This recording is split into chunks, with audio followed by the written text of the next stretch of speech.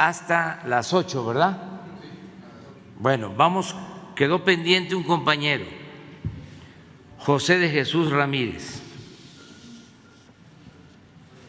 Hola, muy buenos días, señor presidente. Soy Pepe Ramírez del canal El Charro en Vivo, un canal en medios digitales. Presidente, con la llegada de la cuarta transformación que usted encabeza, hemos visto un desarrollo económico, demográfico y social en México, a pesar del lastre que le dejaron administraciones anteriores, propiciado en gran medida por los partidos políticos.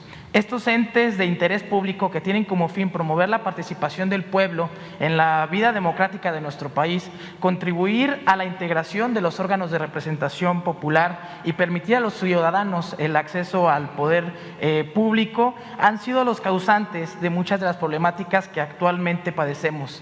Tristemente, los partidos políticos están secuestrados por cúpulas que, en lugar de representar al pueblo, representan a intereses privados, a políticos, a empresariales e incluso a grupos internacionales a los que no les importa el interés nacional, sino obtener beneficios particulares, sin valores e ideales. Estos obstaculizan de manera deliberada el desarrollo de México y no permiten que las y los ciudadanos ejerzan de manera libre su soberanía. El problema inicia, señor presidente, cuando dichos entes, que de paso nos cuestan una millonada, manipulan su democracia interna, manipulando su padrón de militancia para que las cúpulas controlen sus órganos rectores y al mismo tiempo manipulen las elecciones de sus candidatos, hecho que a todas y a todos nos afecta, dado que somos obligados por el mismo sistema que ellos mismos impusieron a elegir a nuestros representantes. Y al no estar todas y todos representados, se cometen atropellos en la creación de leyes, designan a sus cuates en cargos públicos de gran relevancia y abanderan causas que perjudican el bienestar social. Como ejemplo a esto último tenemos la reforma energética, la mal llamada reforma educativa, el FOBAPROA, y algo más reciente, señor presidente, con motivo de la instauración de la nueva legislatura en San Lázaro, el Partido Revolucionario Institucional dio a conocer que presentará una reforma electoral y uno de los puntos principales que ellos piensan tocar es reducir el número de diputados de mayoría relativa y aumentar el número de diputados plurinominales, dándole más poder a las cúpulas partidistas y al mismo tiempo dándole la espalda a la ciudadanía que desde hace tiempo ha exigido la reducción o la desaparición de los diputados plurinominales. Por esto es necesario acabar con esta impunidad que sigue desarrollándose en los partidos, que dicho sea de paso, encubren a corruptos y muchos de ellos no cuentan con la militancia necesaria para seguir manteniendo el registro porque el pueblo poco a poco les ha dado la espalda. Presidente, la pregunta es la siguiente. Hace unos días usted anunció una reforma electoral que ya ha generado gran expectativa en la sociedad. ¿Se podría esperar en esta misma reforma plantear una a los partidos políticos, así como imponer sanciones más severas por no cumplir con sus obligaciones para los que fueron creados, ya que a pesar de las violaciones que están cometiendo, pues simplemente no tienen consecuencias, porque las denuncias que realizan los militantes de estos partidos se tienen que resolver en los órganos internos de los mismos y los que llegan a trascender tristemente, pues se quedan ahí, porque los que tienen que observar sobre estas violaciones a sus obligaciones, pues es el INE y el Tribunal Electoral, que al final pues se hacen de la vista gorda o simplemente aplican la ley cuando les conviene. Y otra pregunta, presidente. Bueno, yo creo que se va avanzando en mejorar la vida democrática del país con la participación de todas y de todos. Ahora hay más denuncia sobre fraudes electorales, la gente no se queda callada, ya no es el tiempo de antes, pero falta, porque no teníamos costumbre democrática, no teníamos hábito democrático, nunca ha habido democracia en nuestro país. Apenas se expresó la democracia en periodos, fueron momentos estelares, pero por lo general lo que imperó por siglos fue la imposición. Pues son 3 siglos de dominación colonial, ni modo que hubiera democracia. De España imponían a los virreyes y los virreyes imponían a los alcaldes mayores. 3 siglos. Con la independencia, pues continúa lo mismo. Si acaso son 10 años de gobiernos republicanos, democráticos, con respeto a la Constitución,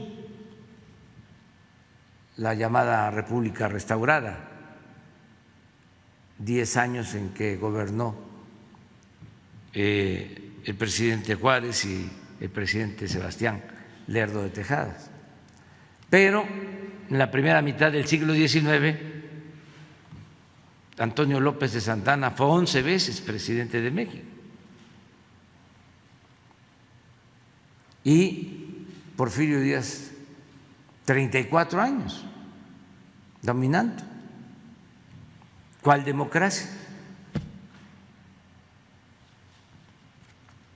Eso en lo político, porque si hablamos de lo social, se logró la independencia, pero continuó la esclavitud, para decirlo breve, en 100 años, porque nos quedamos con la idea de que la esclavitud fue abolida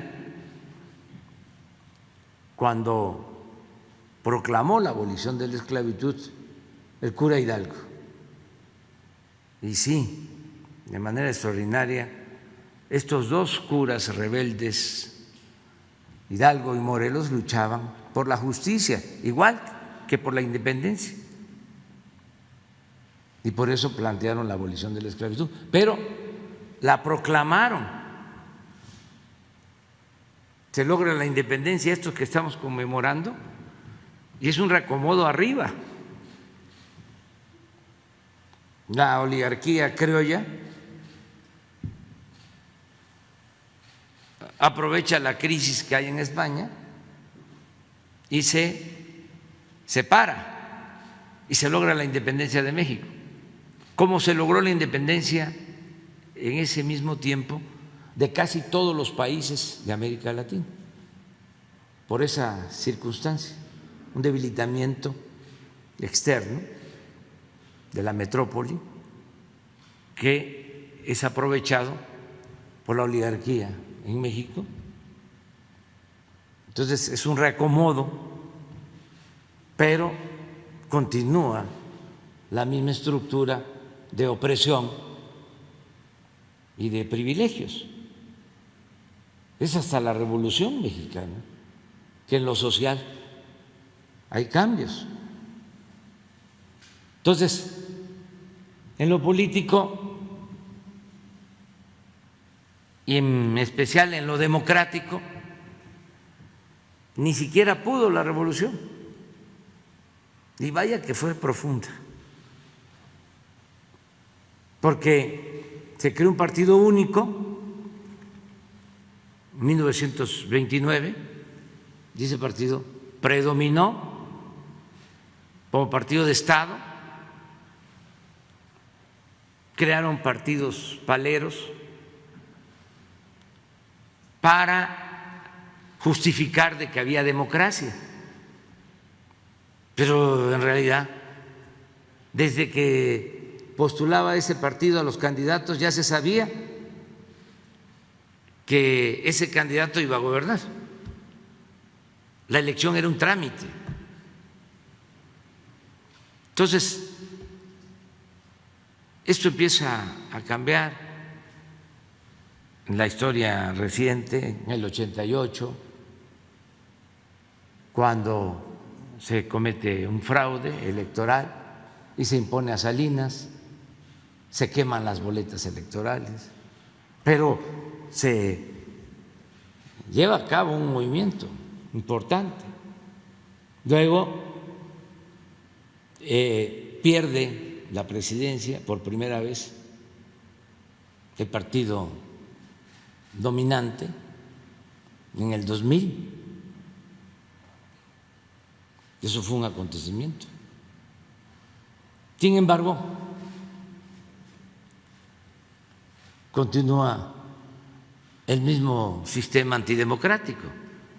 Tan es así que a los 6 años el mismo presidente que llega, impulsado por el movimiento democrático, se convierte en traidor a la democracia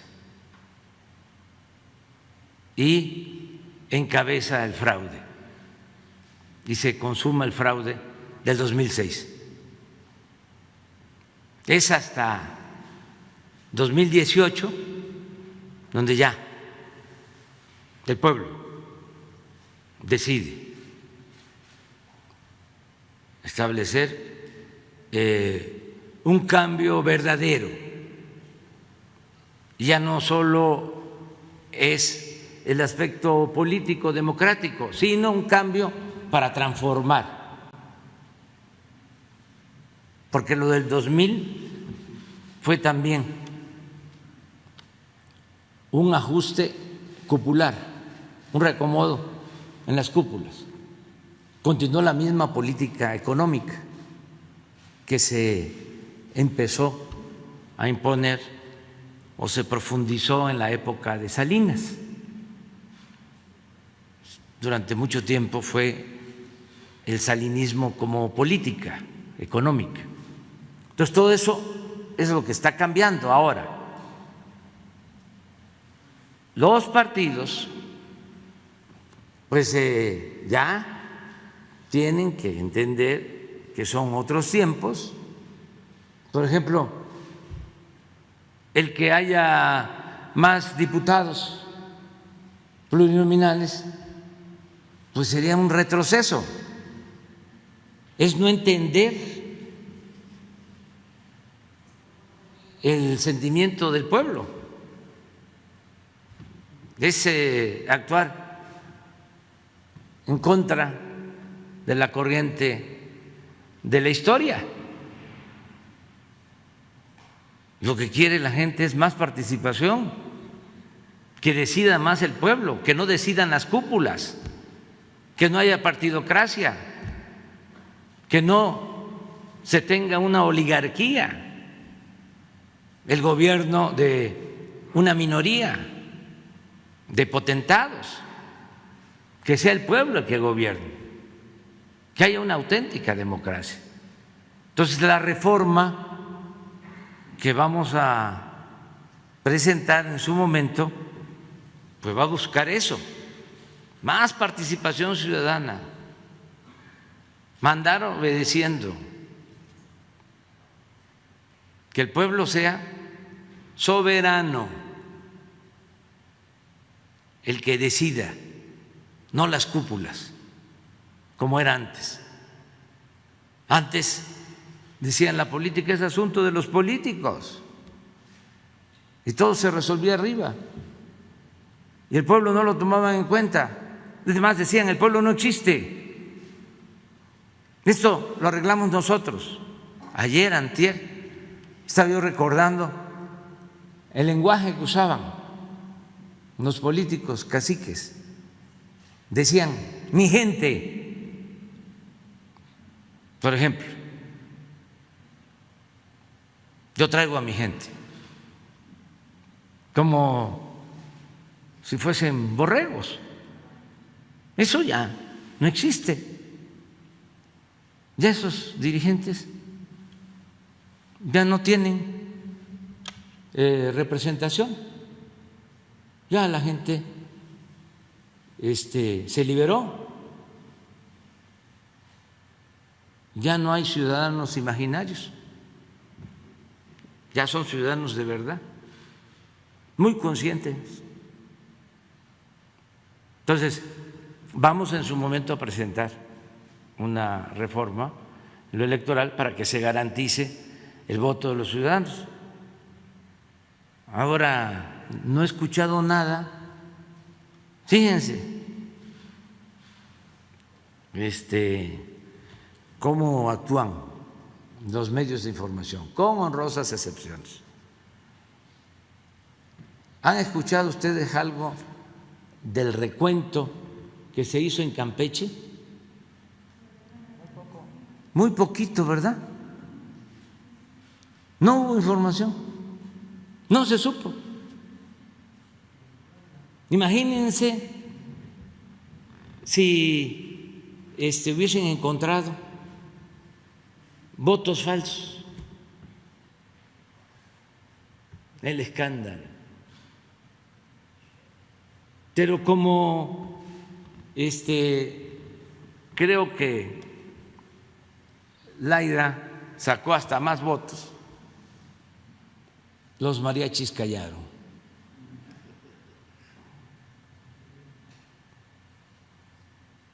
Entonces, tenemos, o salieron los del tribunal a hablar sobre el asunto, dieron información, llamaron a conferencia de prensa, nada, ¿verdad?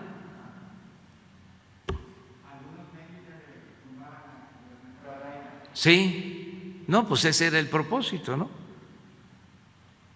¿Cuánto hubiésemos nosotros deseado que se contaran los votos en el 2006? Voto por voto, casilla por casilla, voto por voto, casilla por casilla. Hasta le escribí una carta a Calderón diciéndole, esto es lo más conveniente, que se cuenten todos los votos